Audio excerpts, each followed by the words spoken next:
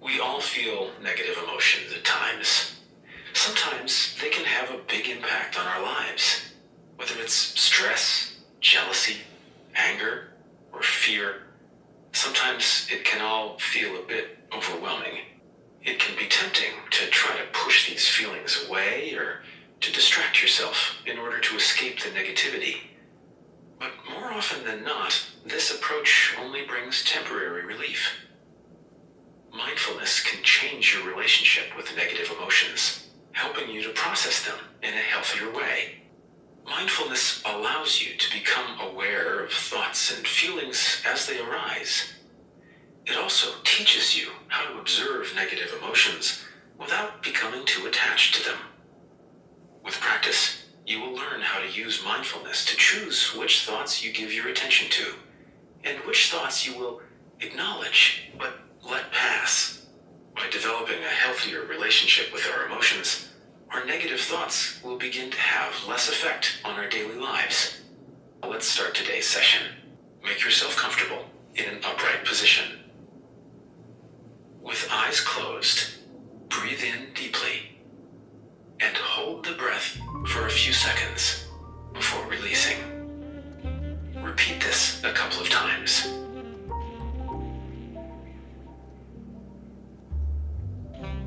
Relax. Without focusing on any part in particular, take notice of any bodily sensations as they appear.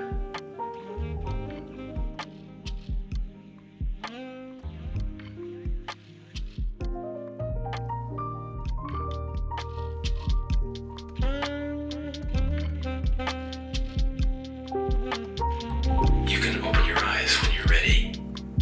Well done for taking some time to meditate today. As you learn to become more mindful, you'll begin to realize that your thoughts and feelings will have less control over you. You will be able to take a step back, put things into perspective, choose which thoughts you give your attention to, and find comfort in the profound calmness that comes with practicing mindfulness. See you back here soon for the next session.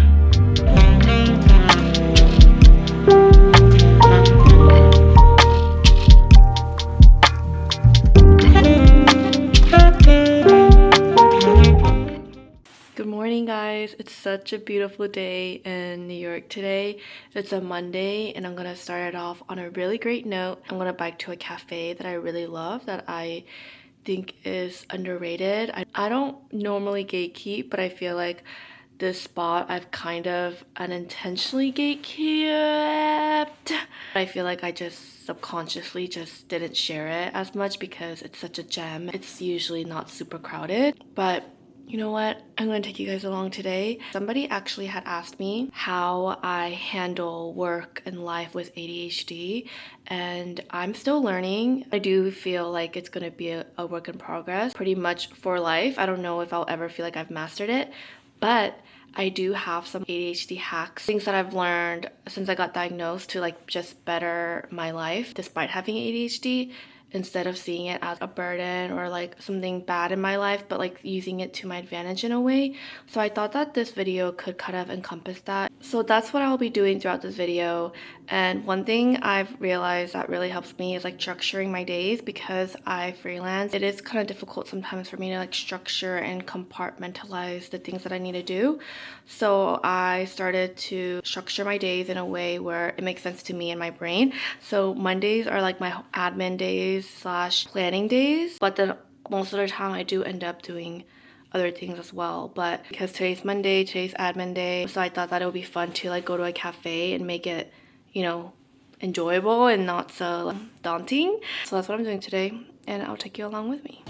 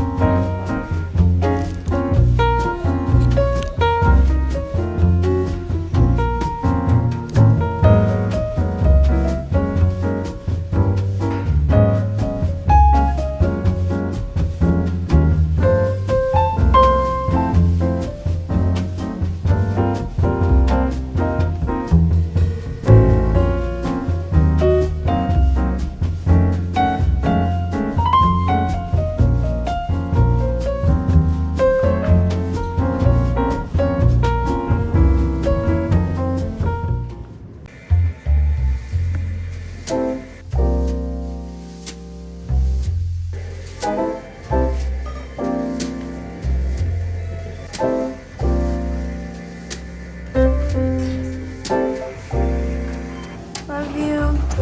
Tell Will I said hey. Tell Will I said hey. Mwah.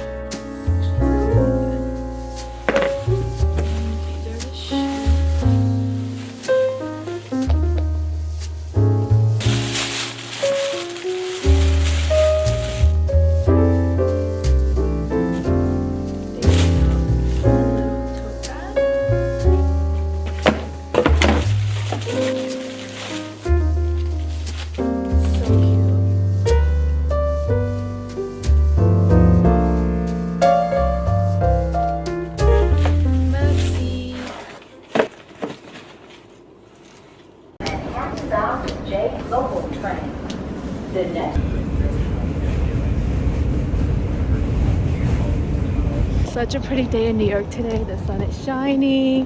I'm so happy. The weather's so nice. But right now I'm actually headed to lunch with my friend Carol because she recently just got engaged. Carol's actually my very first friend that I made when I first went to New York, so she's so special to me. And I haven't seen her in a bit, so I'm so excited. Just two newly engaged girls, have lots to catch up on.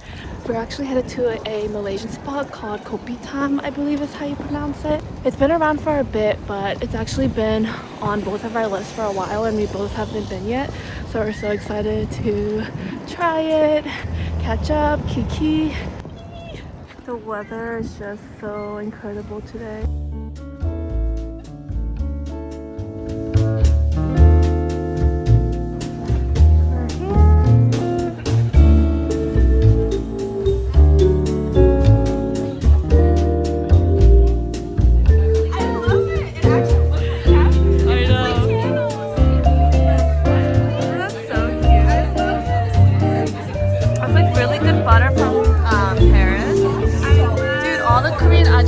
That the errands of butter because it's so, yeah. Did you try it? Yeah, it's my favorite. I have like a whole tea set. I just love like the ceremony of it, yeah.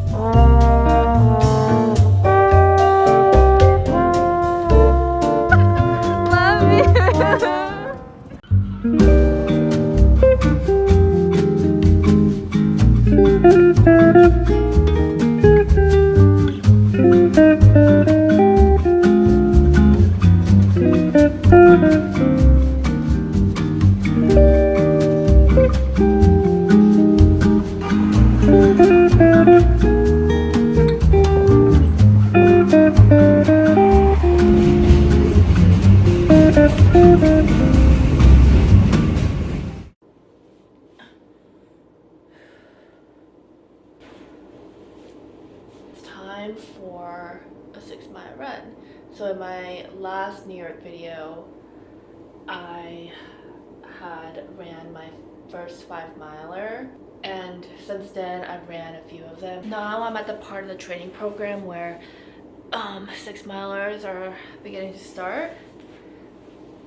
Not too worried honestly, because I feel like I underestimated myself when I did the 5-miler. I was really nervous and wasn't sure if I could do it in like 15 minutes, but I did. I was like steady with 10-minute miles, and I remember feeling like I could have ran more. It's day 3 of my period and I have PCOS, so my periods are quite awful every single time.